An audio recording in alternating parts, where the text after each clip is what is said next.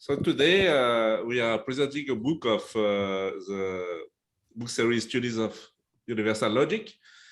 And to start with, we have Knowles from Springer, New York, who is the publishing editor of this book series, and she will say a few words about this book series. Thanks, Jean-Yves. Hello, everyone. My name is Dana Knowles. I'm an editor in the Mathematics Books Group, and the Studies in Universal Logic series is one of the book series that I work on. And I just wanted to briefly talk about the series for a couple of minutes and highlight a couple of forthcoming titles. Particularly for those who may not be as familiar with the book series. So the Studies in Universal Logic series is devoted to the universal approach to logic and the development of a general theory of logic. And some of the books in the series also focus on philosophical and historical discussions about the nature and scope of logic, which makes the series quite unique. And we publish different kinds of books, including monographs, textbooks, and contributed volumes. And today, I mainly just wanted to highlight two of our forthcoming titles, which are both edited volumes. And I just prepared a couple of slides just with the book covers and a few highlights, which I'll share. Are you able to see my screen? Yeah. Okay, great. So, so the first title I wanted to mention is The Exoteric Square of Opposition. And this volume collects papers related to the Sixth World Congress on the Square of Opposition, which was held in Crete in 2018. The authors who contributed to this volume work in a variety of different fields, so it definitely examines the theory of the square of opposition through an interdisciplinary lens.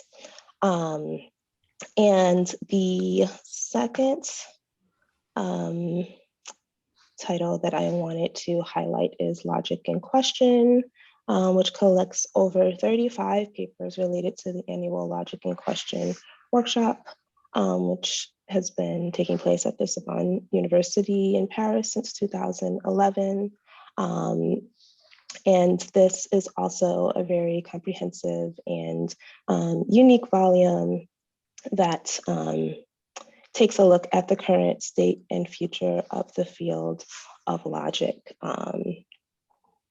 And so those two titles will be, we don't have exact dates for them yet. I know that the Exoteric Square of Opposition will be publishing before Logic in Question.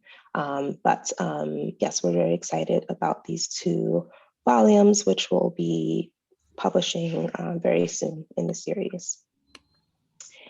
And I just wanted to briefly mention one additional forthcoming title, which is Universal Algebraic Logic, dedicated to the unity of science. And this book connects logic with algebra. And we expect to receive the final version sometime in the first half of 2022. So we can anticipate that this volume will probably publish sometime at the end of 2022. And those are all of the updates that I had. I know that today's session will be devoted to one of our recently published titles, Logical Skills. But I am available if anyone has any questions about the Studies in Universal Logic series. I'll be here, and you can also go on the webpage and browse all of the titles that we've published, and you'll be able to see the forthcoming titles as well. And my contact information is on there as well. So yeah, that's all I had, unless anyone had any questions.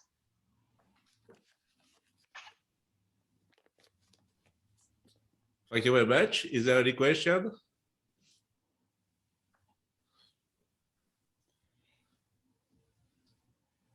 Thank you very much. Thanks. Well, if there is no question, we'll start the session with Raffaela Giovagnoli.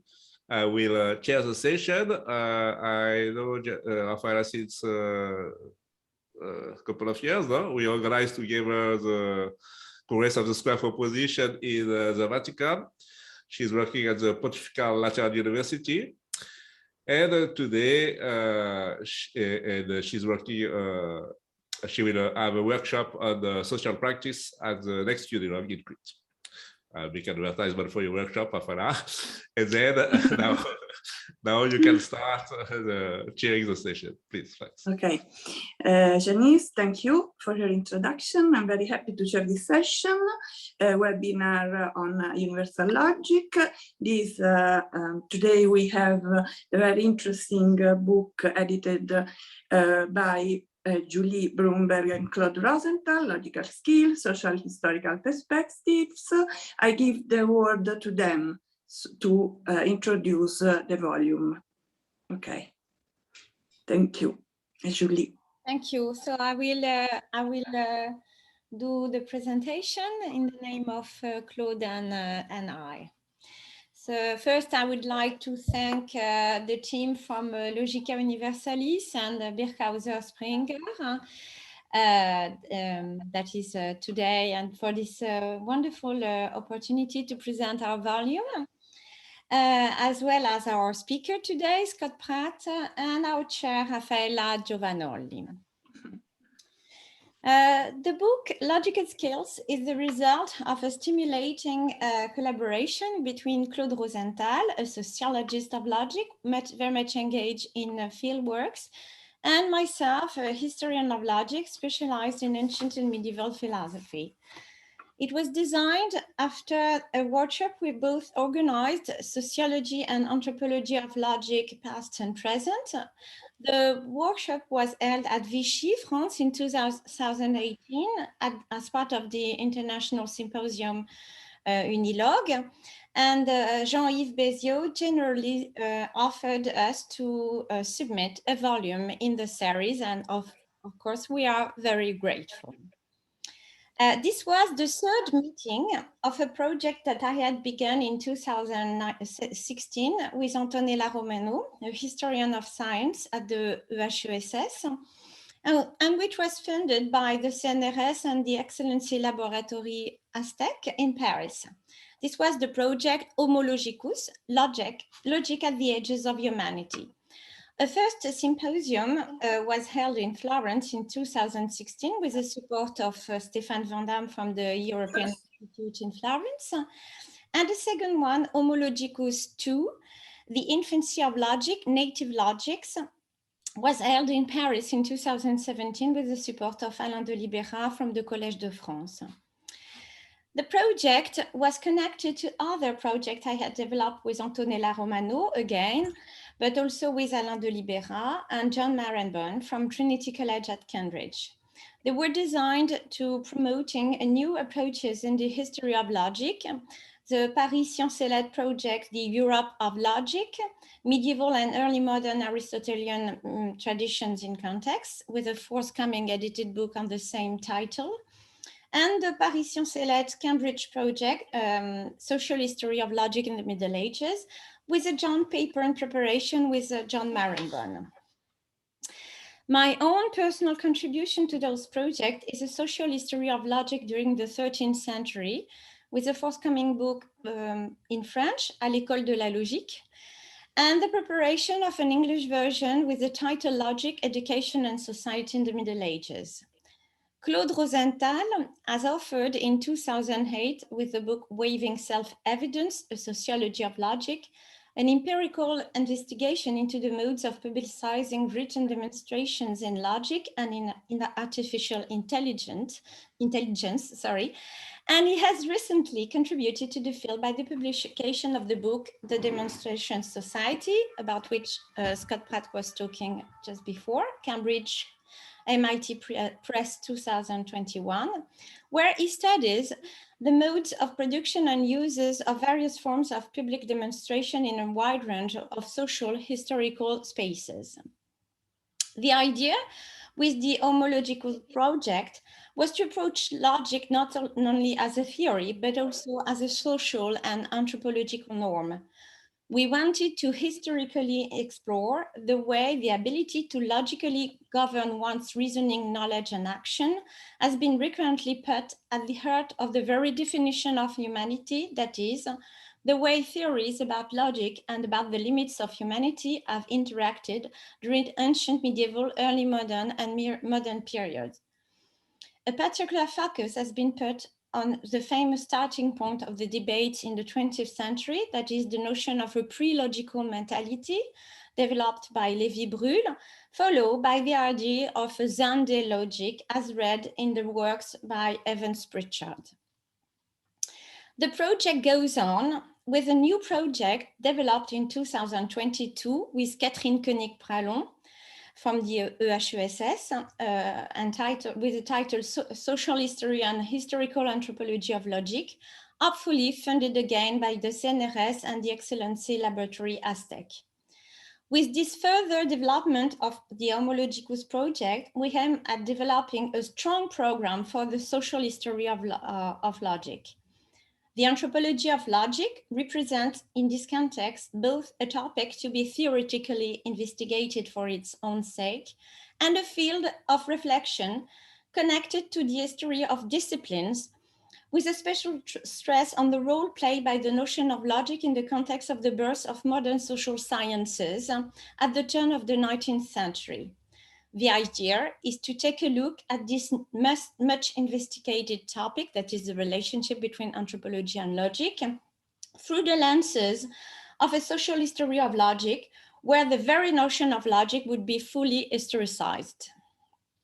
The general idea behind all this project is to observe the social life of logic outside logical studies in an interdisciplinary manner, and along new, different lines of investigation. Those are the history of logical education and of the various uses of logic inside and outside schools and academy, in logical testing, for instance. The history of logical practices, taking a look at the logical formalization of knowledge practices as part of a broader phenomenon, that is the formalization of intellectual practices and the reduction in arts over history, or again, the rise and development of the notion of a natural logic. All issues that found their starting point during the Middle Ages, as I have tried to claim, and which are at the heart of the book Logical Skills. A special focus can be put today on the notion of natural logic as an illustration of the kind of research we are trying to promote. This is also the main topic of the address by Scott Pratt in his paper. Although that the idea that every man can reason in a logical manner is not new, since already present in Aristotle, the concept of a natural logic distant from artificial logic, that is the logic taught in schools, was formulated during the 13th century when universities and religious schools were born and developed in a high pace. It was defined as the natural functioning of the human mind. It was described also as both a spontaneously structure along the line of the discipline of logic, that is the Aristotelian logic taught in classrooms, and as intrinsically insufficient in need of an artificial perfection, that is through logical education. It was also connected to the notion of natural reason and of the natural light of the mind, as opposed to revelation and knowledge obtained by grace. It thereby played an important part in the history of theology and religion, as well as in the history of natural law.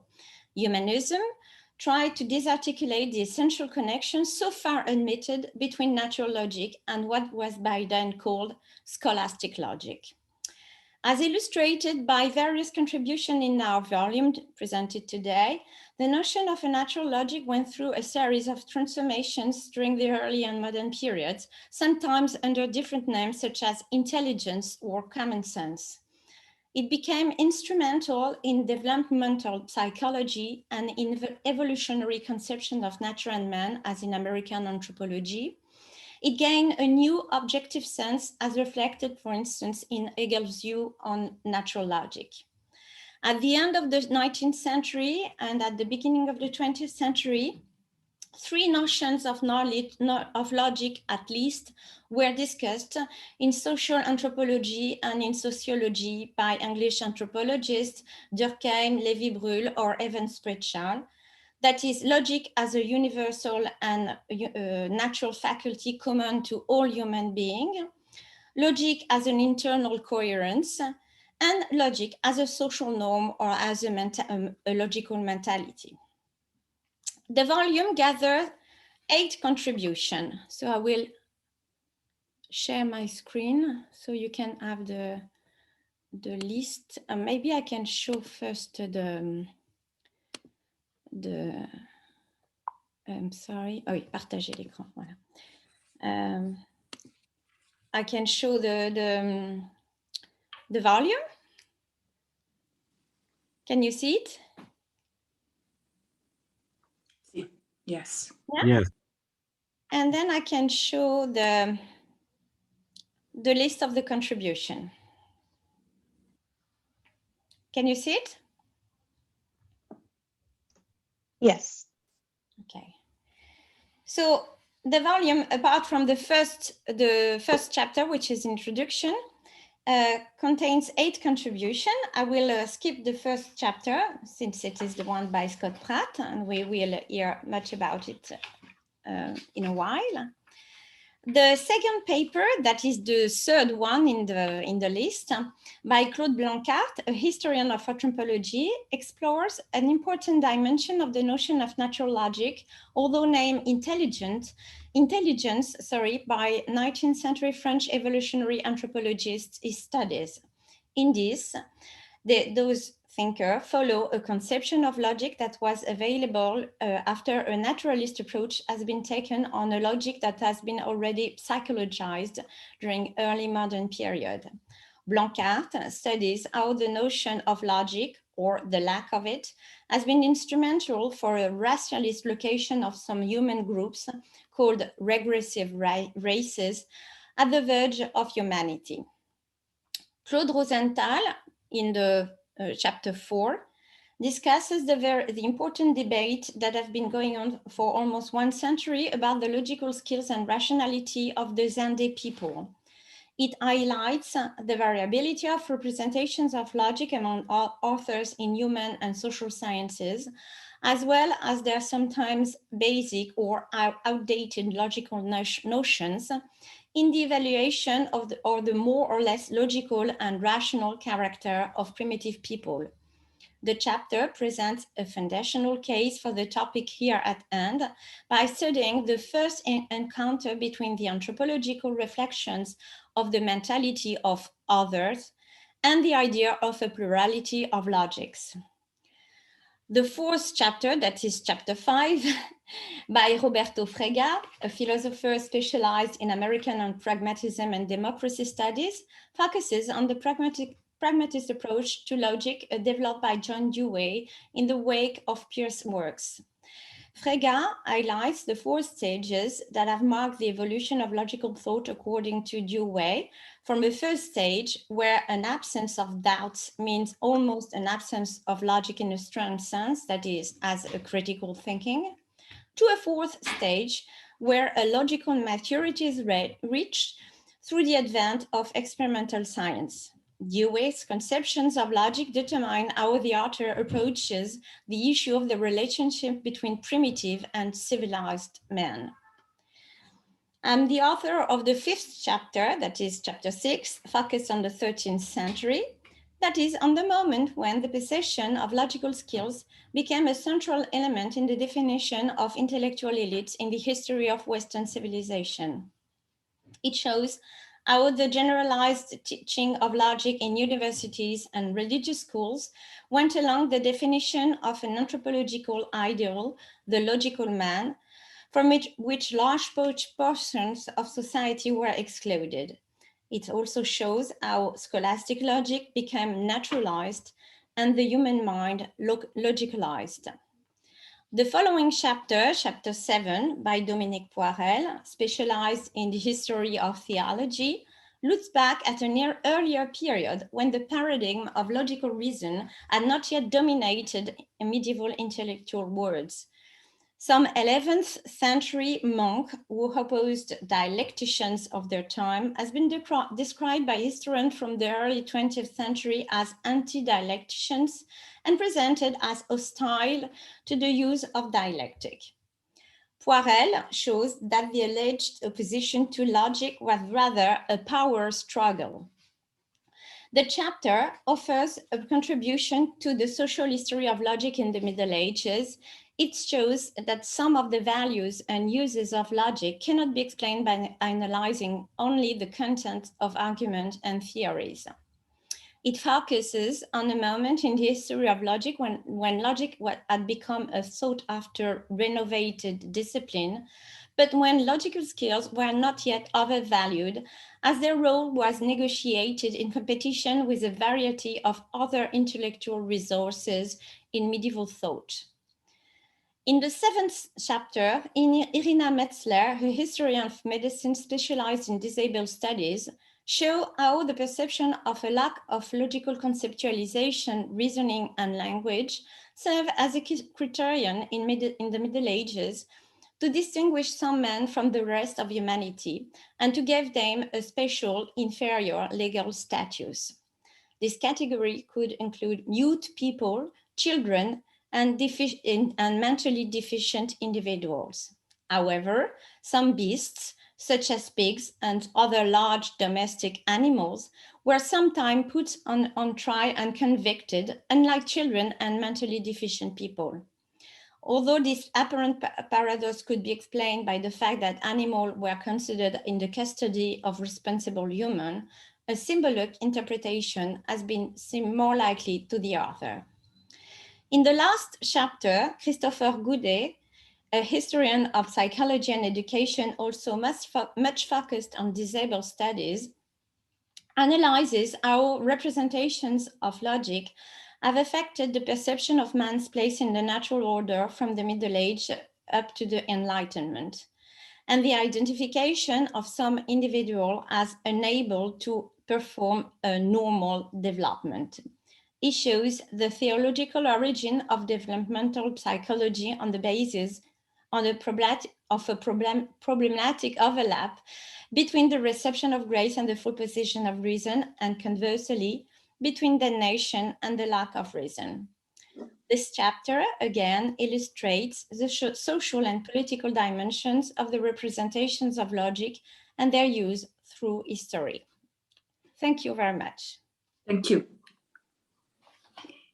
Yes. Okay. We can stop sharing maybe. Okay, thank you, Julie, for your beautiful introduction of this very interesting volume, which in some sense continues important issues from 70 years about rationality. You remember rationality in our West society, also in comparison with other society, what is rational, what is irrational, and relativism, anti-relativism. There are several issues that can continue in this very interesting volume also on this new form of natural logic and artificial intelligence. And now I'm very happy to introduce our speaker today, Professor Scott Pratt, Professor of Philosophy, Department of Philosophy, University of Oregon. He has competencies, among others, on American philosophy, logic, pragmatism. And his chapter entitled Decolonizing Natural Logic. So I would like to give the word to Professor Scott Pratt. Thank you, Professor. Thank you very much, Raffaela. I want to start by thanking Julie and Claude for putting together this great volume and giving me a chance to do some work in it. As someone who does history of American philosophy primarily, it was a really interesting opportunity to turn the lens in a sort of different direction and look in particular at the history of logic. The paper that I prepared is really at the sort of intersection of two projects. On the one hand, it's sort of rightly called Anthropology of Logic. It's a study of sort of how natural logic developed, particularly into the American tradition. But it's also a paper that looks at what comes next. What are the lessons of that anthropology? And consequently makes a contribution, I think, to contemporary discussions of decolonial thought in response to recent scholarship that's thinking about the ways in which colonial practices of Europe, in the Americas in particular, has influenced the development of thinking, and also removed people, taken lands, and oppressed people as well. So this project is sort of in two camps, and I'll try to get at both camps in the presentation. Before I start, though, I'm going to try to share my screen, always a challenge.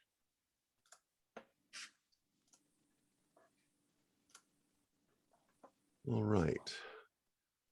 So I assume you can see the screen. Look for a nod somewhere. Yes. Okay, thank you. All right. So as I said, my topic is decolonizing natural logic. And before I kind of get into the body of the thing, I want to show where I'm headed. The paper really makes two claims. The first one is this: natural logic, as it developed in Europe and European descended philosophy, serves as a resource for the policies and practices of settler colonialism in North America. So it's a sort of the general claim that the notion of natural logic as it developed, particularly as it developed into the Americas, became a tool for carrying out the sort of larger project of settler colonialism. And I'll talk about what settler colonialism is and so on in just a minute.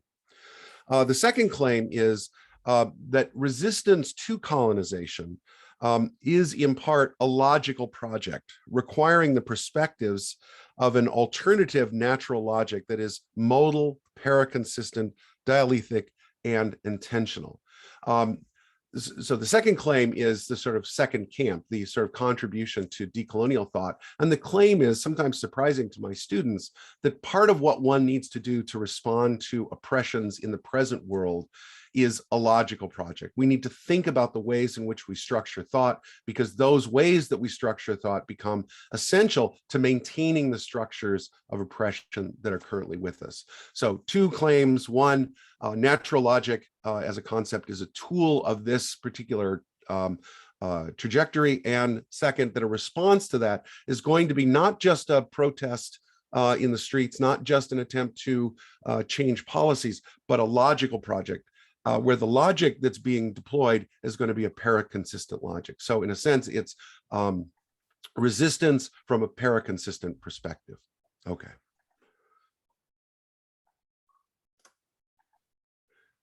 So what is natural logic in my account? So natural logic in my account is described as an illative relation of elation.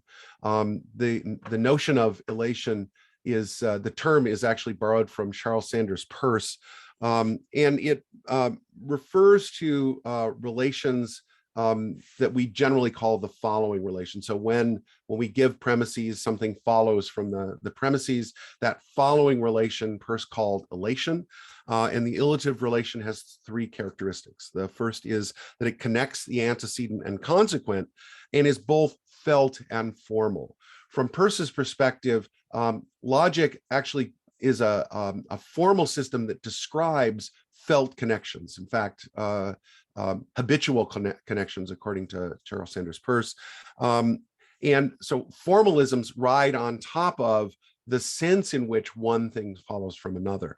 And in the case of the following, it's not restricted simply to language, but circumstances lead to things and so on. So elation is a generalized relation between sort of present circumstances or premises and something that follows from it. Second, the connection is probabilistic and not necessary. Felt connections, they're habits,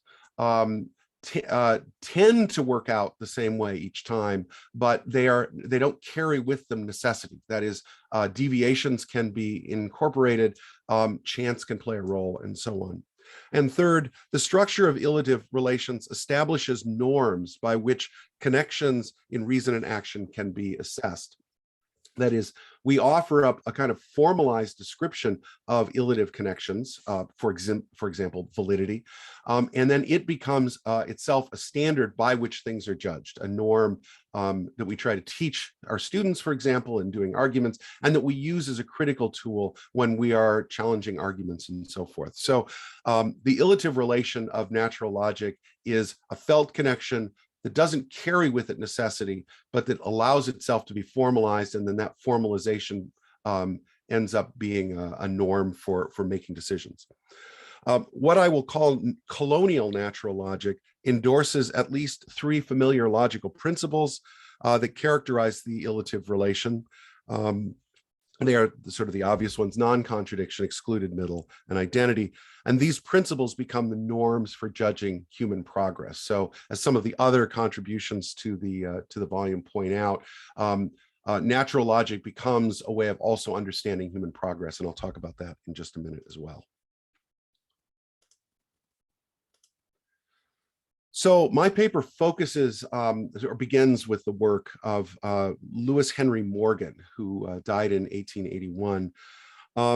Morgan was an interesting character. He's not formally trained. He was trained as a lawyer, and he became a sort of leading anthropologist at the end of the 19th century and very influential in North America and in Europe. His work became sort of the foundation piece for the Marxist notion of primitive accumulation, and Engels' book on the family and society drew heavily on Morgan's book, The League of the Iroquois, which was a description of the Haudenosaunee people, and particularly their sort of political structures. In 1877, Morgan published a book called Ancient Society, which sort of set a kind of benchmark for anthropological thinking in North America, and introduced the notion of natural logic to the conversation. The passage where he introduces it is here on the screen.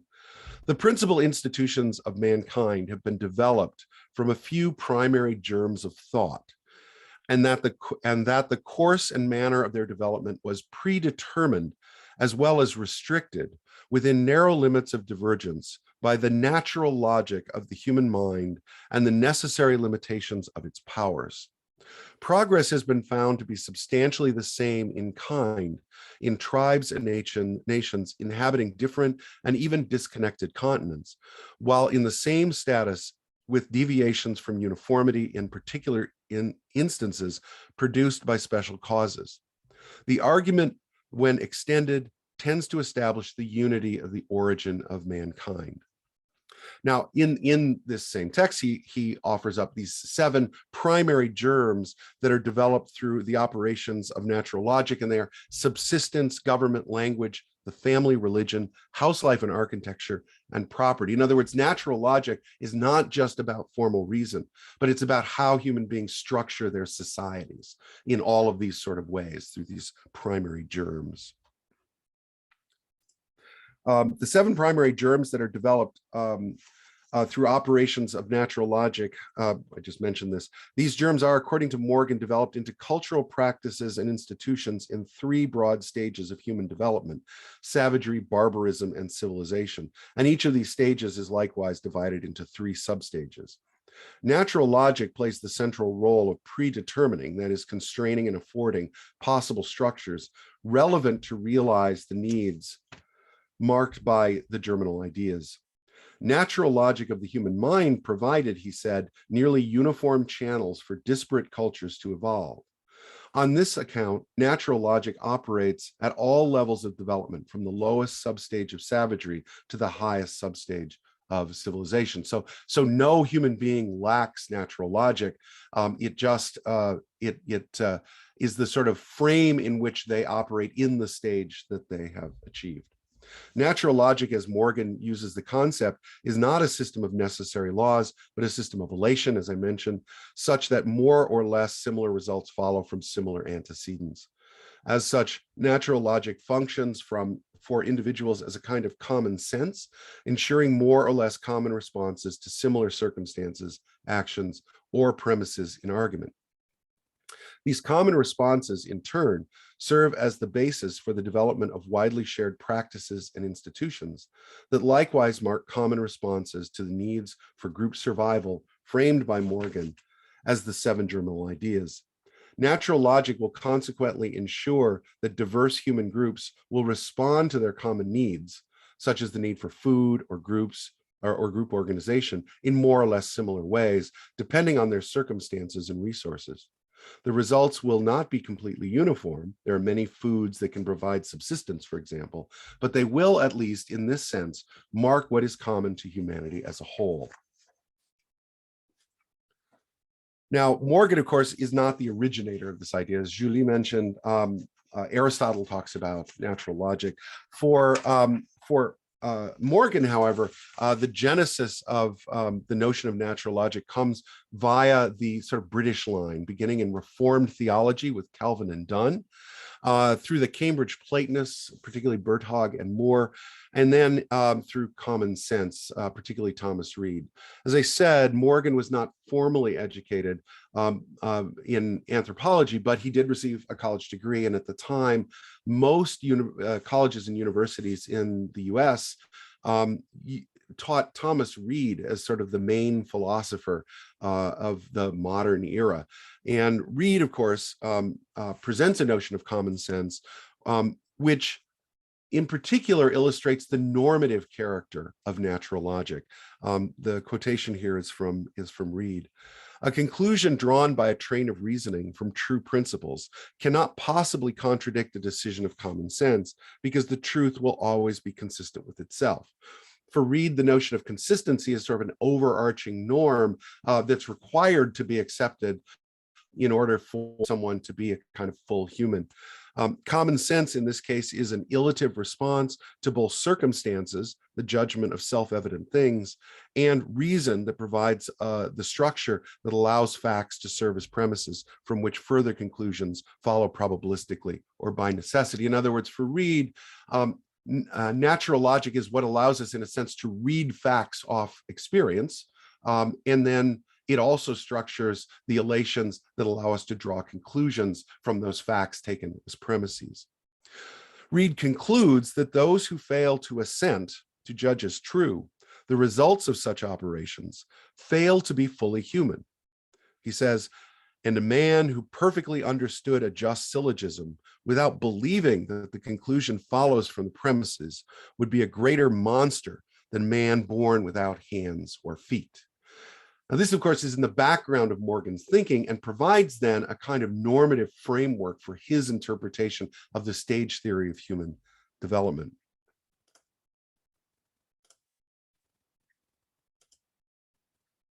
So I said at the beginning that part of the case here is that natural logic is an instrument in the context of settler colonial the settler colonial project, particularly in North America, but arguably in all of the British Empire that included North America and Australia and New Zealand. Settler colonialism is a sort of new theoretical development in the last 25 years or so, in response to a pretty large literature that's usually called colonial literature, or now post-colonial literature, which generally refers to British colonial practices and policies and theories as they develop, particularly in relation to India and other parts of the British Empire. Patrick Wolfe, thinking about Australia in particular, realized that there were really two strands of British colonialism. One was sort of extractive colonialism, really aimed at removing wealth from the colonized countries. And the other, what he came to call settler colonialism, was really a practice of coming and staying, a practice of acquiring lands in order to take over the lands that are there, where British colonialism in India responded. One, British colonialism in the Americas, in North America in particular, aimed to displace and eliminate indigenous culture. So settler colonialism is generally defined something like a process of occupying a place, eliminating its original inhabitants, and forgetting that they were ever present, using what Wolff calls the logic of elimination. In his 1999 book, Introducing the Notion, he says, settler colonies are premised on the elimination of native societies. The split tensing reflects a determinate feature of settler colonization. The colonizers come to stay. Invasion is a structure, not an event. I want to argue that there are at least 4 aspects of natural logic as it's sort of received at the end of the 19th century that show that it aids in the process of colonization.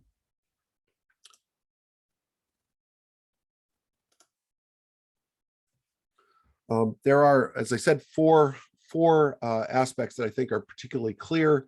They emerge out of the notion of natural logic, and they are sort of demonstrably part of the projects of settler colonialism. The first is that natural logic presumes ontological uniformity, that the illative relations of natural logic can be generalized across diverse situations, presumes that the world in which various agents act is ontologically the same world. Human development can follow uniform channels means that human capabilities are more or less the same, and the world to which they are applied is also in common. In effect, the operation of natural logic presumes a common reality that can serve as the final arbiter of human efforts to realize the 7 germs.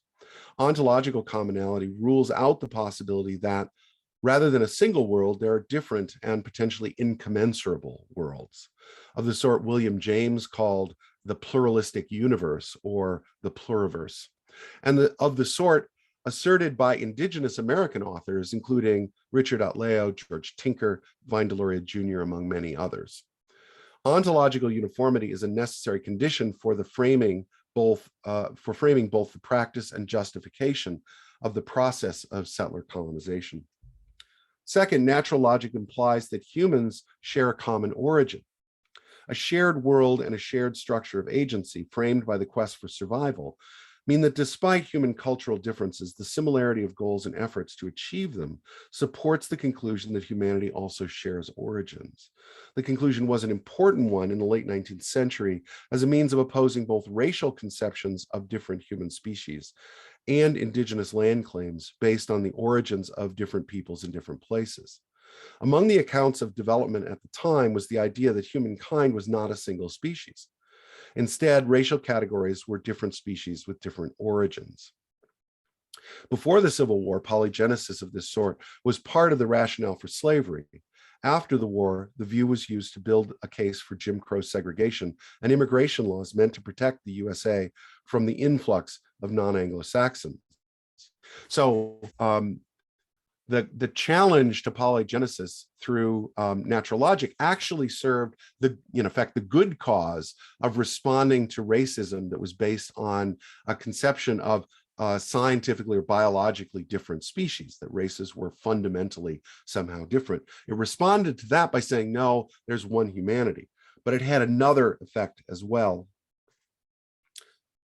Indigenous thinkers also argued for a place-based version of polygenesis that could in part account for why indigenous peoples had prior claim to the land of North America. In short, because Europeans originated in homelands in Europe, and the Haudenosaunee, Lakota, Ojibwa, and Diné peoples, for example, originated in specific places in the Americas. The rejection of the idea of polygenesis supported the project of settler colonialism by nullifying indigenous land claims and set the stage for the elimination of indigenous culture as well. So the second factor, thanks to the fact that natural logic sort of assures common human origin, it also assures that everyone, in a sense, has a fair chance to take whatever land is before them. There's no sort of prior claim on the part of indigenous peoples. Third, natural logic provided a normative framework for measuring the development of diverse human cultures. Since natural logic provides the resources for connecting present circumstances with what follows as a result of human action, making the right choices is a matter of understanding and acting in accordance with it. Natural logic is presumed to be active whether or not it is understood, though an advantage of knowing that it is operative in human development is that it can then be harnessed to help people do the right thing. While Morgan does not make the point directly, it appears that natural law, since it is all present in human thought, also operates as a set of norms aimed at the improvement of individuals and groups, and ultimately humanity as a whole. Natural logic also acts as a normative framework by providing a means of understanding the progress of different cultures. In relation to the germinal ideas of subsistence, the role of natural logic as a norm emerges not in the particulars of a given period of subsistence, but in the adopting of the next form. According to Morgan, the diet of the first humans was nuts and berries, eventually subsidized by fish. The sequence is, in a sense, optional, but that there would be a next, more advanced food source was not. The situation is parallel to the process of valid reasoning. Given two premises, all humans are mortal and Socrates is human, the conclusion Socrates is mortal naturally follows, both in a felt way and formally. The relation between the premises and the conclusion is illative. It satisfies the felt expectations of what follows from the premises, and we can give a formal description of it. Likewise, those living on nuts and berries, when presented with a means, if they encountered fish and a means to catch them by the same means, they will see that in fact there are these things that follow from the situation, and then if they're using natural logic, will take the conclusion, will change their food sources. To fail to add fish would be to miss the natural logical implications of the situation. Progress in the modes of subsistence from berries to fish to hunted meat to domesticated meat follows from natural logic, and so is a norm for progress. Fourth, natural logic makes for a kind of accessibility, both epistemic and practical. Epistemically, Morgan's conviction that all human beings, regardless of their experience of the differences of race and culture, nevertheless operate through natural logic, so that when knowledge claims produced within one group appear strange, even incomprehensible, these claims are still in principle knowable thanks to the underlying structure of illation.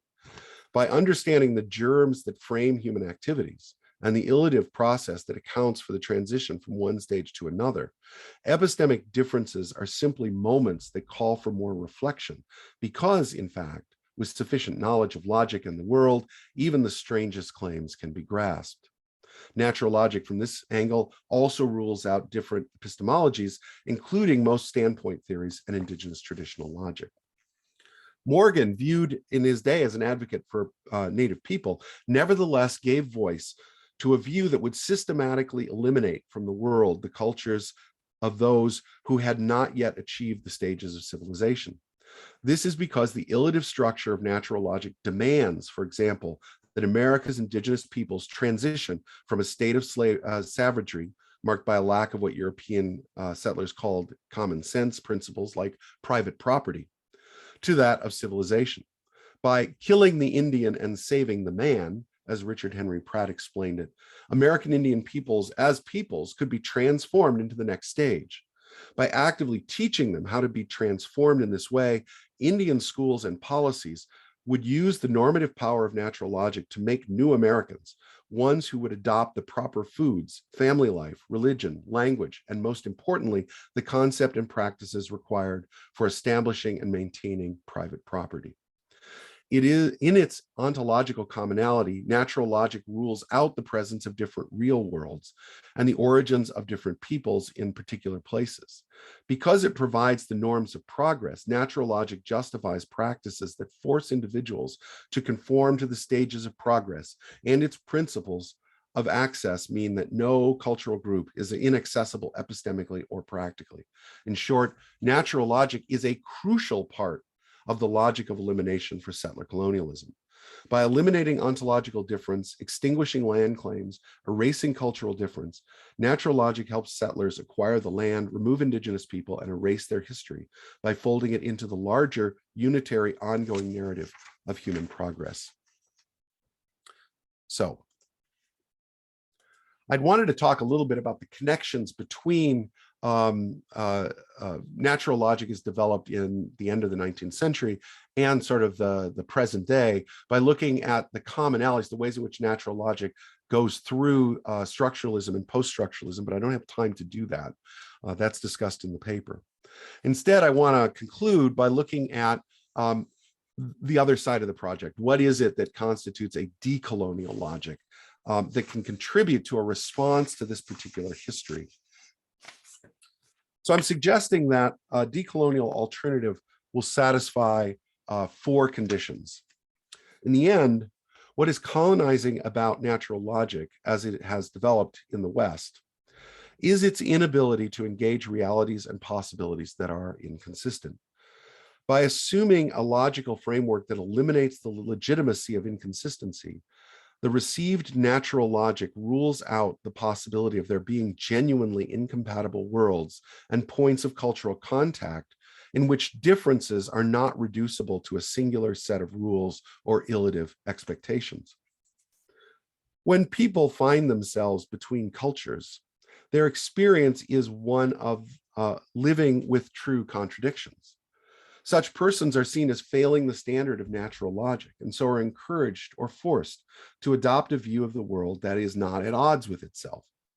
The result of such pressure is inevitably either an unsustainable internal tension or a profound loss.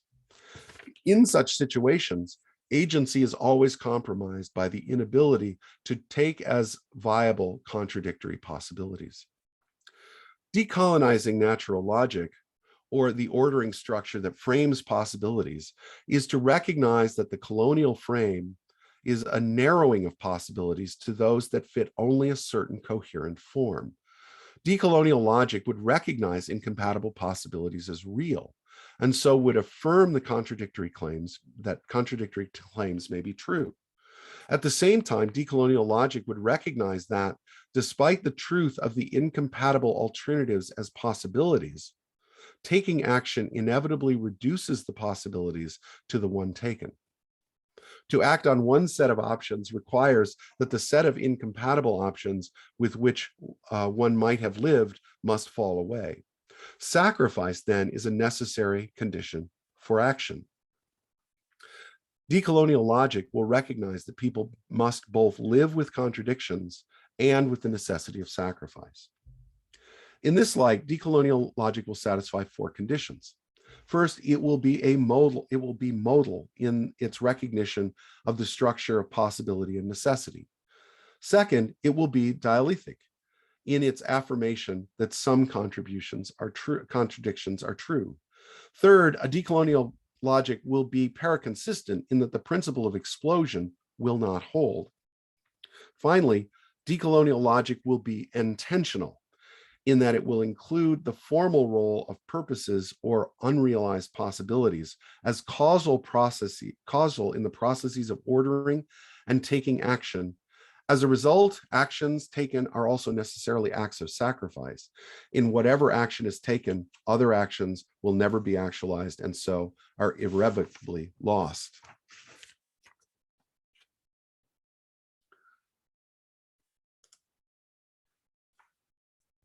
So to conclude, two passages from the end of the paper, and we can go back and answer some questions about those conditions as well. But to sort of wind up the formal part, Morgan's natural logic and its successor theories turn out to be subsystems of the larger or less restrictive system of natural logic.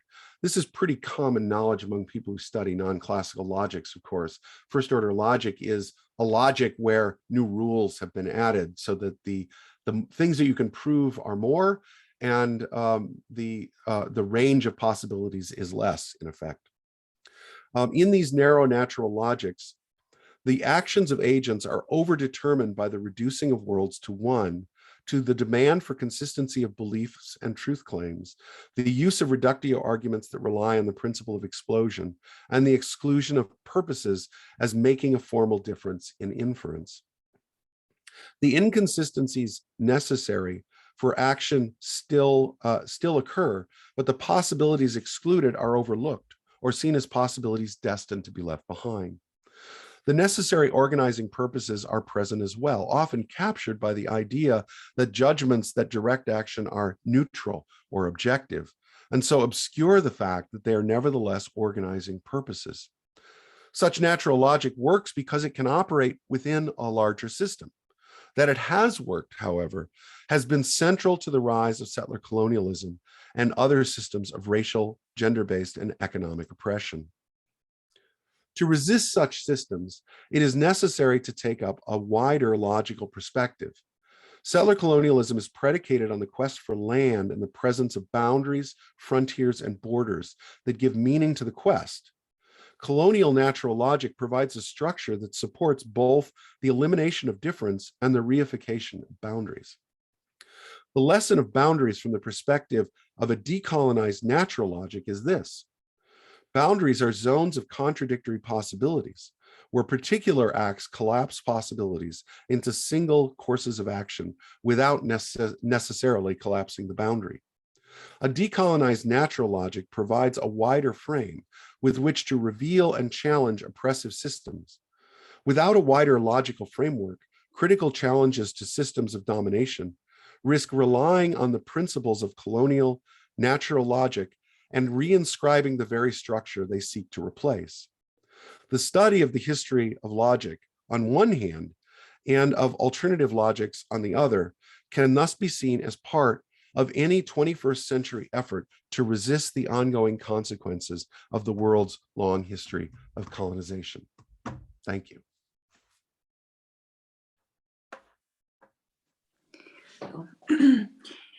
Thank you, Professor Pratt, for this very, very interesting paper, which focuses on a very important topic that can have consequences for other disciplines, other fields. So obviously ethics, politics, whatever. It's very, very important nowadays to have a different model to have a relationship, a good relationship within different cultures. Now I would like to open our discussion, and so I would like to ask if there are questions to Professor Pratt. Yes, I have a question.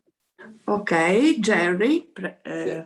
Yeah, Professor Pratt, very, very interesting paper. But I have one question, and then I must unfortunately run because of other obligations. You quote Peirce, C.S. Peirce, from that time period with respect to the notion of elation and the meaning of the term elation. Now, part of the notion of elation is incorporated into Peirce's gnosis of the trichotomy. That is the categorization of signs, semiosis, in other words, as well as icons, indexes, and symbols, as well as his very special logical terminology of rima, desi-signs, and arguments. So my question with regard to your is, how do you see the concept of elation as necessary and sufficient for the trichotomy, or why is it merely a probability of such a relation? So here I'm thinking about, you're absolutely right. Elation is a part of Peirce's sort of larger scheme. For Peirce's semiotics, elation is the sort of the structured connection that goes from what one might describe as sort of loose to something that's necessary, right? So there's a range of things that he categorizes as elative. I'm thinking about his 1890s metaphysical papers in the Monist, where he categorizes, where he develops the notion of generals versus universals. And so I'm not thinking as much about his semiotics, but about his metaphysics, where he claims that universals are a sort of limit case of habits that become more and more solidified. So fixed habits are universals, that is, they apply in every case. That's what constitutes necessary. But most things are short of universals, and as he calls them, generals. And generals are probabilistic. They they capture the kind of bell curve of outcomes, so that one can make general claims like all humans are mortal, make them meaningful, but without them being true at the moment, right? Because obviously all human beings are not mortal, because some of us are still alive, right? So it's a different take on elation from the semiotic one. So then, if I can follow up very briefly, thank you. That's a very interesting response to a very deep problem. Yes. But with it comes your usage of the term polygenesis in this context.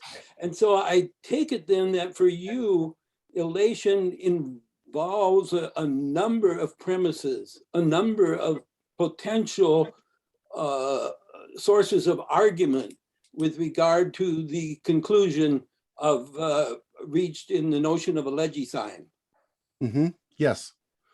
Okay. Yes. Right. And so as you've noticed, right, I'm using Peirce in sort of a certain way to get the conversation going, but I'm not attempting to use Peirce's semiotics to explain natural logic in depth, though that's a really interesting project, and I think it ought to be done.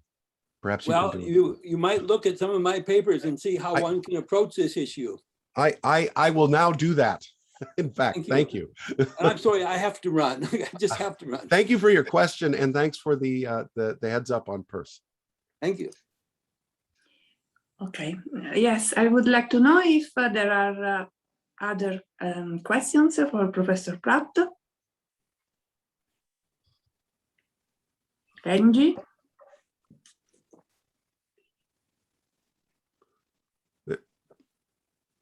I'd like to ask a question, if I may. Yes. Okay. Diana. Okay. So I actually have two questions. But first of all, I find this talk very exciting. Thank you very much for it. It gives a lot to think about. But so my first question, and the more important of to my questions, is how do you see it applied in practice? What should the researchers do about this? And second question is, all right, there is Spengler with similar ideas of different civilizations. There is Toynbee, there is Gumilev, and they all have similar ideas. So what's your difference? And there is the idea of Professor Alexander Zinoviev, who said that we should not be restricted to poles, to oppositions. We shouldn't be restricted with good or not good. We could rather say it's just a wrong question. We should not ask whether this is good or not. So my second question is, what is the difference of your point of view from those which are already known? Thank you. Good. Thank you for both questions. The first one about sort of practical implications, I think is something that is sort of in the process of being worked out. A colleague of mine in College of Education working on a book about the implications of this sort of view, this sort of decolonial logical view for social science research. We are arguing, at least in part, that it requires a shift in the sort of standard approach to argument in social sciences that rely on reductio and reductio-like arguments. If we want to call into question sort of the grounding assumptions of natural logic, we need to adopt a viewpoint that sort of recognizes that certain argument forms are the consequence of this sort of limited logic. Then what? And part of the then what is to sort of stop using some of the argument forms that make presumptions at the beginning. For example, the way reductios reduce the scope of concern to the assumed premise, and then its obverse for the conclusion. but rather to engage in a way that allows more possibilities to emerge. My colleague is particularly interested in the ways in which different forms of narrative generate more possibilities. So what we're trying to do is take the sort of the lessons of a decolonial logic and say how they affect methodology. On the one hand, in sort of what we don't use or what we recommend people not use, and on the other, then what other possibilities emerge as ways of engaging an understanding of social problems, particularly in the context of education. The other side of practice actually has a lot to do with what many of us do on a daily basis, which is teach. We tend to engage our students in logic classes with a particular picture of logic that's sort of inherited from the 20th century, and which is pretty demonstrably part of this sort of development of natural logic that I've been talking about. How is it that we can teach logic differently? And I think there are possibilities for this. When I teach logic, I try to teach it from the perspective of how logic sort of grows into the form that it has, how it works as a kind of critical tool, but then what its limitations are, so that people don't come out thinking it's sort of naturalized, that modern logic, modern first order logic is just the way it is. Rather, it's a way it is, and there are other possibilities. So teaching is one way, and how research is done in social sciences is another. Your second question about sort of the differences of this approach to a critique of colonialism compared to other ones, or conceptions of human development and so forth. I think what I intend to be different about this is that I want the questions to also take into account the structures of the arguments used to make the case about alternate conceptions of humanity. One of the problems, I think, and I'm working on another project about this, one of the problems, I think, is that oftentimes attempts to critique the established structure do so within the sort of logical range of the established structure. And so while certain things get critically taken apart, it's done by reifying the logical structure that we deploy in the first place. So how do we, in a sense, sort of break the cycle? My thinking is that this approach is an addition, right? There are plenty of good critical accounts of how human development has been thought of. This particular one adds another dimension, namely that we have to be wary of the critical tools we use, because they themselves may be part of the problem. Thank you. I would be very interested in following this discussion and your further work on this topic. How can I do that? Please send me an email, and I can send you some of the work it's not been published yet, but my colleague and I have been working on. Thank you. My email address was on the sign there, but it's just spratt@uoregon.edu. You can Google it too. Could you please put your email in the chat? I could do that, of course. The chat, I always forget about this when I'm teaching. Thank you very much. Sure. There you go.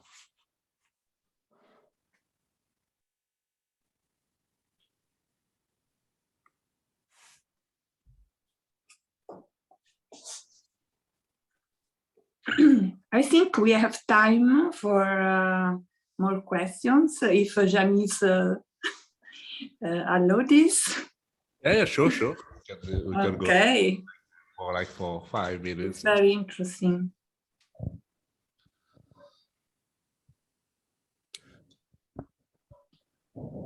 I think one of the intentions that I had in writing the paper was to try to enlist the help of people who are really more interested in the sort of formal logical questions. One of the really interesting things about the Universal Logic project is that it really is an attempt to draw together lots of threads of logical study.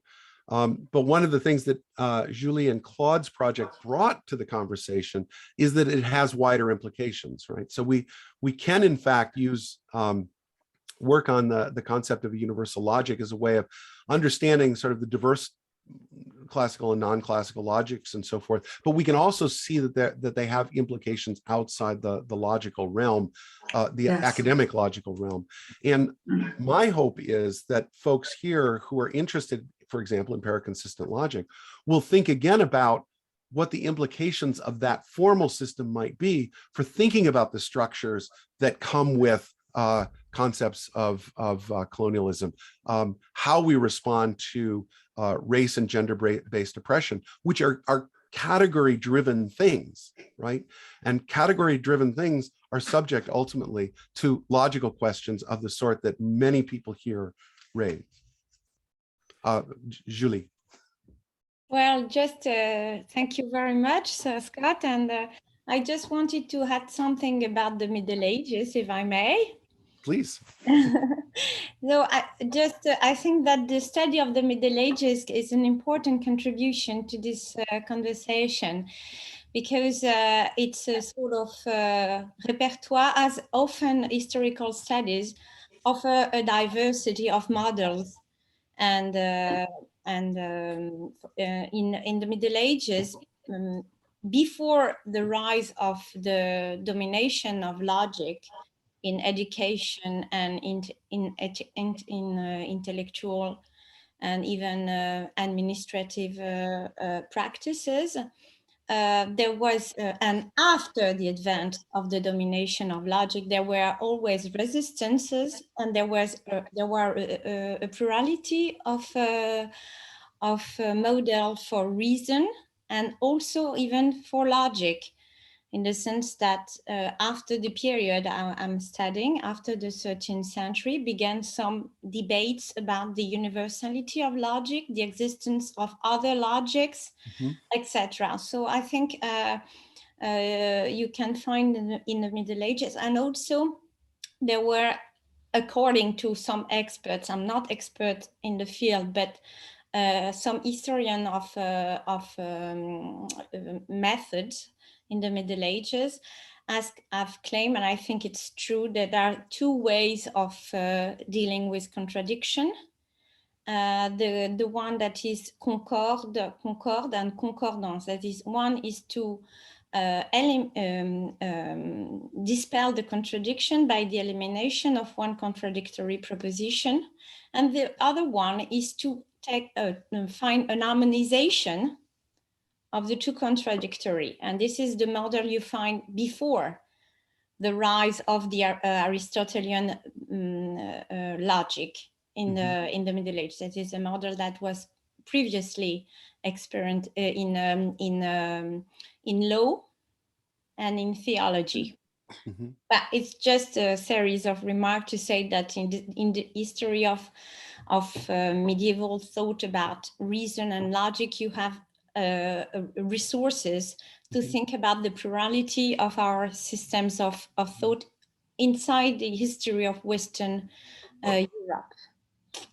And the other thing I wanted to say is that in the 13th century, we rediscover also ethics, Aristotelian ethics. And we rediscover the logical structure of Aristotelian ethics that is based upon the recta ratio, the right reason that that takes as a name justice. You have a pragmatic reasoning, and then you have two faculties, the good advice and the good judgment, and those are analyzed along the line of the division of logic between discovery and judgment. So you have a logicalization also along the line of scholastic logic, of the logic of action. And I think this is something we could work on. I think that's really interesting, and I think a follow-up question would be: so what happened to these alternatives along the way? Why aren't they sort of the things we learn about when we study logic and we think about intellectual history now?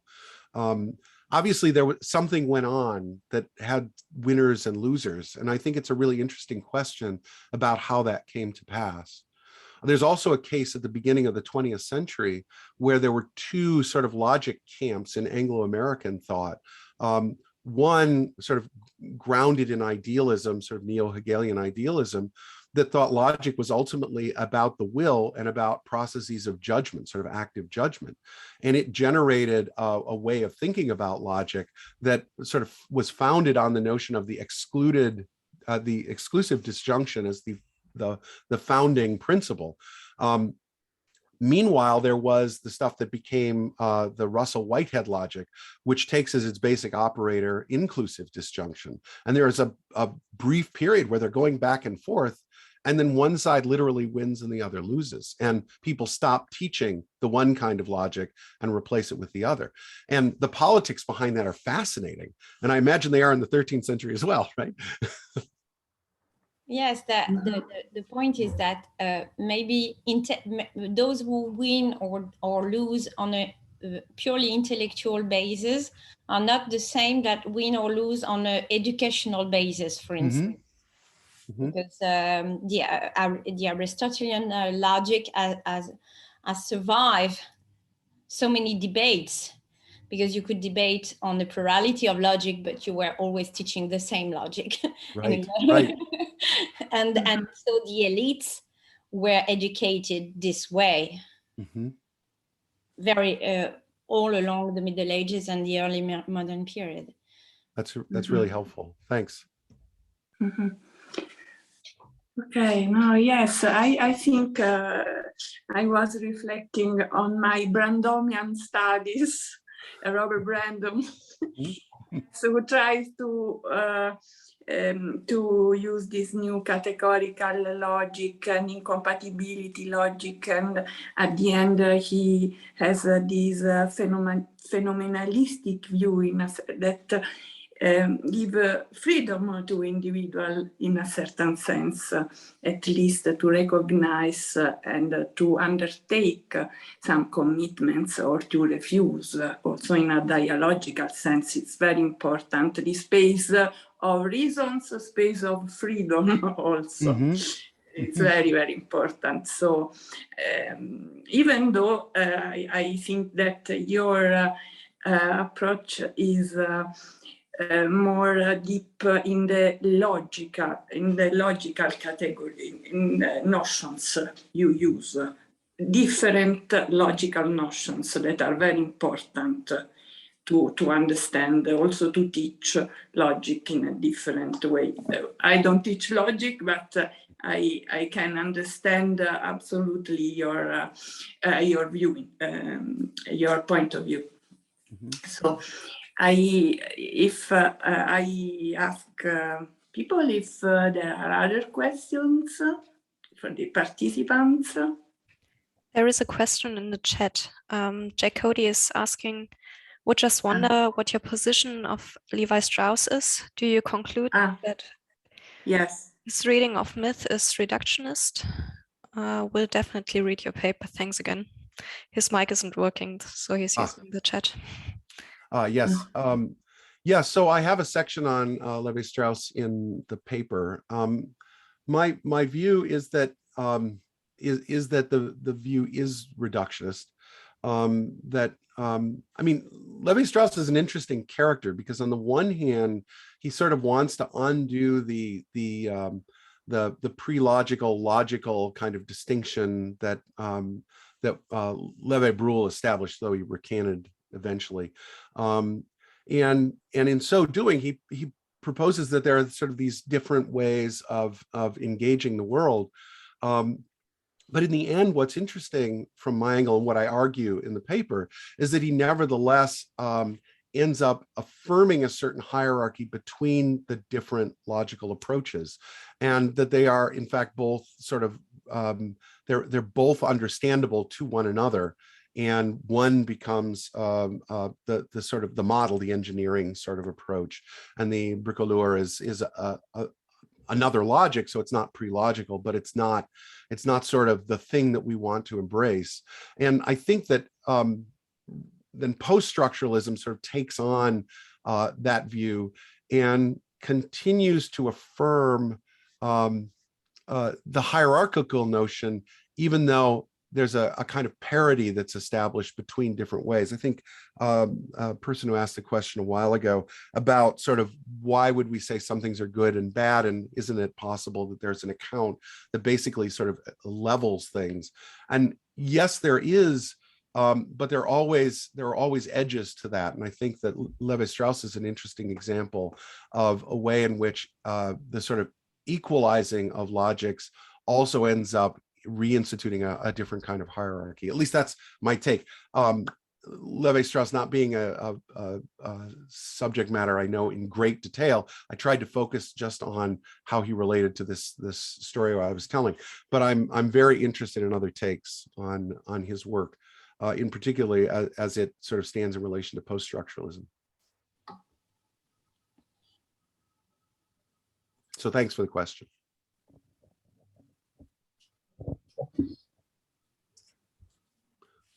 Okay, I would like to make some comments about first Microsoft Logic, because Scott, you were talking about Microsoft Logic during your talk. So we are organizing the 6th World Congress on Microsoft Logic in Poland next September. I put the link of the Park-Consistent organization on the chat, so everybody is welcome to join us.